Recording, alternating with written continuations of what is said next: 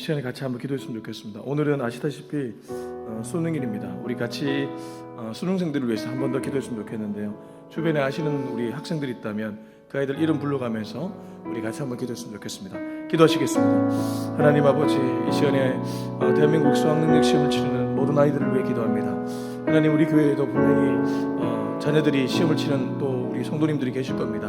하나님, 이 아이들 한 명 한 명이 오늘 유감없이 자기들의 실력들을 다 잘 발휘할 수 있기를 원합니다. 하나님이 도와주시고 하나님이 이끌어 주셔서 정말 하나님의 놀라우신 은혜 가운데 시험장에서 아버지 하나님 실수하지 않고 잘 시험을 치를 수 있도록 도와주시옵소서. 그러나 주님, 사람이 한다고 해서 다 이루어지는 것이 아니라 결국 하나님이 간섭하시고 이끌어 주셔야지만 아버지 하나님 가능한 줄로 믿습니다. 하나님, 이 시험 결과가 자기 인생의 최종적 결과는 아닌 것을 아이들도 알게 하여 주시옵시고 이것 때문에 시험 드는 일이 없도록 도와주옵소서. 아버지 하나님, 어릴 때부터 하나님을 바라보는 훈련을 할 수 있는 저 아이들 되게 하여 주시옵소서. 하나님 아버지, 인생을 멀리 볼 수 있는 지혜가 우리 자녀들에게 있기를 소망합니다. 이 시험 결과에 따라서 자신들의 인생이 끝났다는 그런 생각을 가지지 않도록 도와주시고, 물론 시험 잘 칠 수 있는 그러한 지혜와 능력도 허락하여 주시되 멀리 볼 수 있는 지혜로 아버지 하나님, 정말 이 아이들이 이번 과정들을 통해 하나님을 만나는 그러한 역사들이 있게 하여 주옵소서. 예수님의 이름으로 기도합니다. 아멘. 하나님 말씀은 잠언 19장입니다.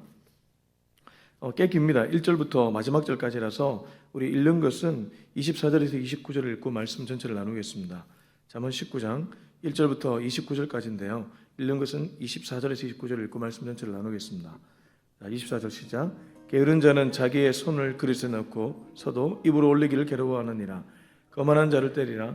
그리하면 어리석은 자도 지혜를 얻으리라. 명철한 자를 견책하라. 그리하면 그가 지식을 얻으리라. 아비를 구박하고 어미를 쫓아내는 자는 부끄러움을 끼치며 능욕을 부르는 자식이니라. 내 아들아, 지식의 말씀에서 떠나게 하는 교훈을 듣지 말지니라. 망령된 증인은 정의를 업신여기고 악인의 입은 죄악을 삼키느니라. 심판은 거만한 자를 위하여 예비된 것이요 채찍은 어리석은 자의 등을 위하여 예비된 것이니라. 아멘.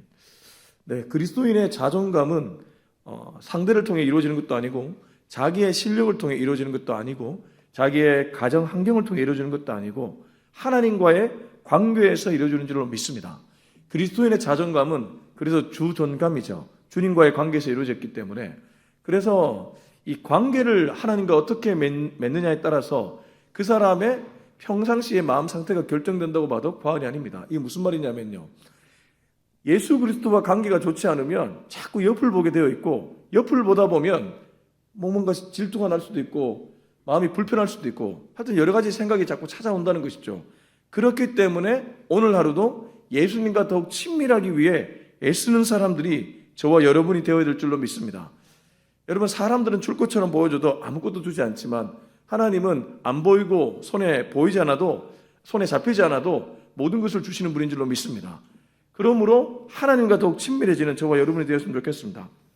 자, 1절부터 3절입니다. 시작. 가난하여도 성실하게 행하는 자는 입술이 패역하고 미련한 자보다 나으니라. 지식 없는 소원은 선하지 못하고 발이 급한 사람은 잘못 가느니라. 사람이 미련함으로 자기 길을 굽게 하고 마음으로 여호와를 원망하느니라. 자, 1절 보십시오. 가난하여도 성실하게 사는 자는 입술이 패역하고 미련한 자보다 낫다. 다르게 말하면 가난하지만 주님과의 관계가 좋고 하루길 안에서 주님과 기도하며 그렇게 성실하게 살아가는 사람이 입술이 패역하고 부자로 살아가는 사람보다 낫다고 표현하고 있지 않습니까? 그래서 제가 앞서 말한 것처럼 그리스도인의 자존감은 주님과의 관계에서 비롯된다는 것이죠. 만약 이게 친밀하지 않으면 정말 이도저도 되지 않습니다. 뭐냐 하면 세상을 향해 치닫자니 뭔가 교회에서 가르친 가르침이 있어가지고 그러지도 못하고, 그렇다고 세상을 보니까 뭔가 부럽기도 하고, 이러면 이도저도 되지 않는다는 것이죠. 우리는 언제나 주님과의 관계에서 우리의 삶이 결정된다는 것 잊지 않았으면 좋겠습니다. 지식 없는 소원은 선하지 못하고 발이 급한 사람은 잘못 가느니라. 여기 지식 없다는 것은 참된 지식인 하나님을 모르는 지식, 그런 지식 없이 나아가는 내 마음의 소원들은 오히려 선하지 못할 때가 많다는 것입니다. 정말 그렇지 않습니까? 하나님 없이 무언가 이루어져 봐야 그런 것들은 나에게는 유익이 될지 몰라도 다른 사람에게는 유익이 되지 않을 때가 더 많다는 것입니다. 그러나 하나님이 원하는 것을 하면 당장 나한테 별로 좋아 보이지 않아도 그건 나에게도 좋고 남에게도 좋은 일인 줄로 믿습니다. 좋은 예가 있습니다. 사도행전 16장에 사도 바울이 마게도냐 환상을 꾸고 마게도냐로 가게 된 일입니다. 원래 바울이 원했던 건 어떤 지역입니까? 아시아였습니다. 아시아에서 복음을 전하고 있는데 성령이 막았습니다. 자기의 소원이 아니었습니다. 하나님의 소원이 마게도냐였습니다. 그래서 굉장히 원하지 않는 지역이지만 갔습니다. 그런데 갔더니 어떤 결과가 이루어졌습니까? 마게도냐에서 빌립보 교회가 탄생되게 되었습니다. 언제나 그렇습니다. 내 소원대로 하는 것이 아니라 하나님의 소원대로 할 때 열매가 큰 줄로 믿습니다. 그리고 여기서 놓치지 말아야 될 게 2절 끝에 보면 발이 급한 사람은 잘못 간다. 그러니까 내 속도대로 가는 것이 아니라 하나님의 속도대로 가는 것이 우리가 가야 될 속도인 줄로 믿습니다. 그러니까 하나님의 속도가 어떤지를 눈여겨보는 그러한 영적 분별력이 필요하다는 것이죠. 자, 계속 말씀 보겠습니다. 4절부터 9절까지입니다. 시작. 재물은 많은 친구를 더하게 하나 가난한 적 친구가 끊어지느니라. 거짓 증인은 벌을 면하지 못할 것이요 거짓말을 하는 자도 피하지 못하리라. 너그러운 사람에게 은혜를 구하는 자가 많고 선물 주기를 좋아하는 자에게는 사람마다 친구가 되느니라. 가난한 자는 그의 형제들에게도 미움을 받거든 하물며 친구야 그를 멀리하지 아니하겠느냐. 따라가며 말하려 할지라도 그들이 없어졌으리라. 지혜를 얻는 자는 자기 영혼을 사랑하고 명철을 지키는 자는 복을 얻느니라. 거짓 증인은 벌을 면하지 못할 것이요 거짓말을 뱉는 자는 망할 것이니라. 근데 정확하게 4절 말씀이 1절 말씀과 얼핏 보면 부딪히는 것 같습니다. 4절 다시 한번 볼까요? 재물은 많은 친구를 더하게 하나 가난한 즉 친구가 끊어진다. 그러면 이게 무슨 말입니까? 부자가 되라는 소리입니까? 비슷한 말씀이 또 있죠. 6절 볼까요? 6절 시작. 너그러운 사람에게는 은혜를 구하는 자가 많고 선물 주기를 좋아하는 자에게는 사람마다 친구가 되느니라. 세상에서는 왜 여유가 있는 사람이 옹졸하지 않고 친구들도 잘 베푸니까 인기가 있죠. 근데 그건 세상의 얘기고 이 잠언에서 19장 1절에서 3절과 4절 6절은 뭔가 부딪히는 것 같다 이 말이죠. 그래서 이게 무슨 뜻일까? 제가 여기서 이 말씀을 쭉 읽어보다 보니까 이게 포커스가 돈 많은 것에 있지 않습니다. 다른 말로 하면 마음 상태에 있다는 것입니다. 그러니까 돈이 많으면 마음이 넓어질 확률은 높긴 하죠. 그러나 돈이 많아도 옹졸한 사람들도 분명히 있습니다. 여기서 말하는 것은 마음 상태를 가리킨다는 것이죠.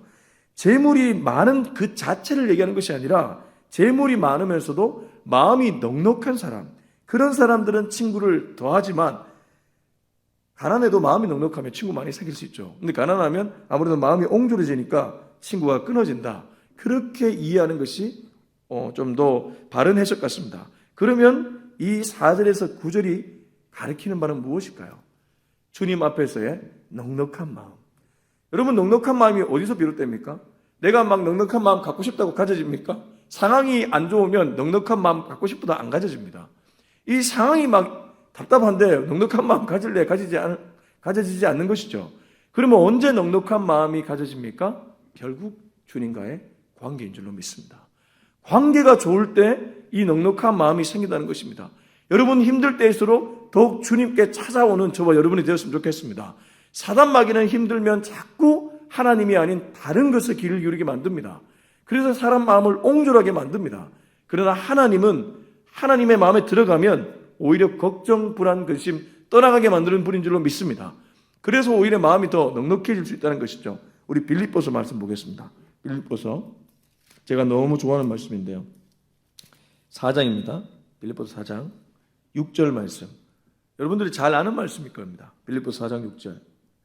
이 빌립보서가 어떤 교회라고요? 바울이 가고자 했던 지역이 아니라 주님이 가라고 한 지역에서 가서 만들어진 교회죠.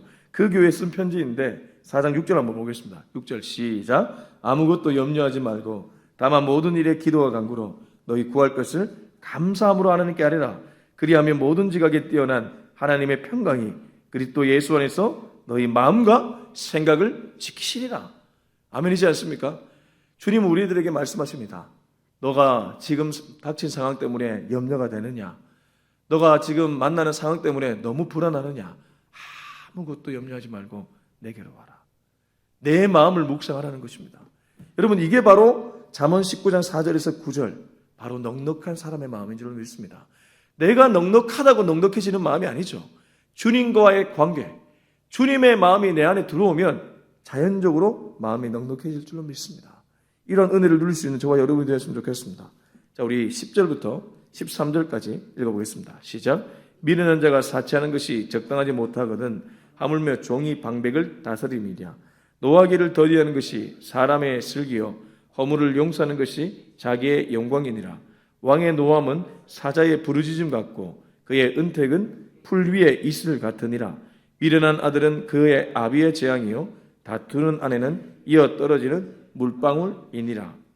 자, 10절에서 13절은 다툼을 멀리하라는 메시지가 주된 메시지라고 볼 수 있습니다. 11절, 노하기를 더디하는 것이 사람의 슬기요 허물을 용서하는 것이 자기에게 영광이다. 다르게 말하면 남이 좀 실수해도 용서해주고 오히려 분노하지 않는 것이 본인 건강에도 좋고 그게 슬기로운 행동이라는 것입니다. 혹시 요즘 마음에 불편함을 준 사람이 있지는 않습니까? 가까운 사람 중에 내 마음에 되게 분노를 일으키게 만든 사람이 있지 않습니까? 분노하면 자기 손해입니다. 나만 계속 그 분노의 감정에 붙잡혀 있기 때문이죠. 그리고 이 다투는 아내, 13절 한번 보실까요? 다투는 아내는 이어 떨어지는 물방울이다. 여러분, 이 물방울 아무것도 아닌 것 같지만 계속 떨어지면 바위도 뚫는다고 하지 않습니까?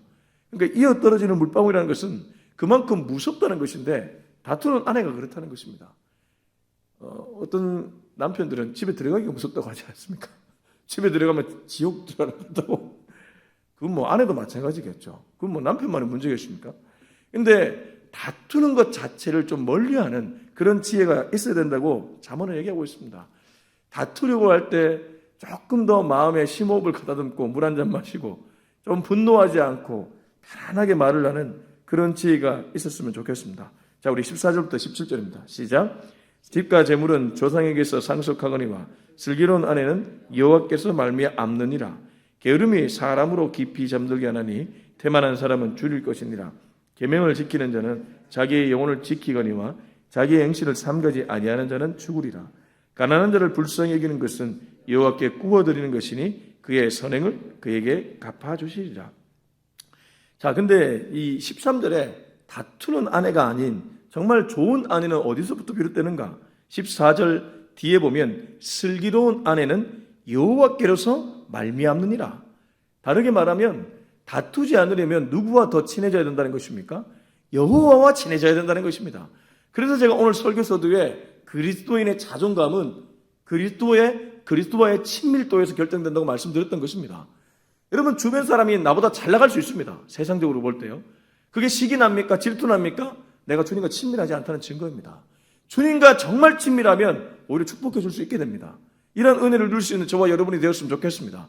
그러면 내 말이 시기의 말, 질투의 말이 나오지 않기 때문에 다툴 일도 없습니다. 근데 주님과 친밀하지 않으니까 자꾸 그게 부러워지는 겁니다. 그러다 보면 깎아내리고 싶어지고 온 남편을 닥달해가지고 나도 저렇게 살고 싶어지고 뭐라 온갖 감정들이 막 이게 올라옵니다. 그 감정 때문에 자꾸 집안이 지옥이 되는 것이죠. 저와 여러분의 집안은 그렇게 되지 않기를 소망합니다. 그러려면 다투지 않아야 되고 그러려면 주님과 가까워져야 된다는 것이죠.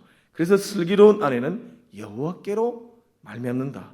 여호와와 친밀한 아내가, 친밀한 여인이 슬기로운 아내여 슬기로운 여인이라는 것이죠. 그리고 여기 우리가 한번 깊이 봐야 될 말씀이 하나 있습니다. 이 17절 말씀인데요. 가난한 자를 불쌍히 여기는 것은 여호와께 구워드리는 것이니 그의 선행을 그에게 갚아주시리라. 주변에 가난한 사람 돕는 것이 그냥 도와주는 일 정도가 아니라 주님께 구워드리는 일이라고 얘기합니다. 정말 아름다운 말씀이지 않습니까? 여러분, 많이 도와주시기를 축복합니다. 많이 도와주십시오. 여호와께서 구워드리는 겁니다. 주님께 구워드리니 주님이 갚아주시지 않겠습니까? 주님은 더욱 엄청난 것으로 갚아줄 수 있는 분인 줄로 믿습니다. 그래서 이 재단에서 이 장학 사업을 하는 것은 너무나 좋은 일입니다. 그렇게 좀 어려운 형편에 있는 아이들에게 물질을 흘려보내는 일만큼 좋은 일이 없죠. 저도 저희 교회도 지금은 저희 교회가 세상 보기에 스몰 처치지만 저도 좀 이런 선행을 많이 하는 그런 교회가 되기를 소망합니다. 우리 성도님들이 기도를 많이 해주시면 그런 교회가 될 줄로 믿습니다. 자, 우리 18절부터 20절까지 읽어보겠습니다. 시작. 내가 내 아들에게 희망이 있은즉 그를 징계하되 죽일 마음은 두지 말지니라. 노하기를 맹렬히 하는 자는 벌을 받을 것이라. 내가 그를 건져주면 다시 그런 일이 생기리라.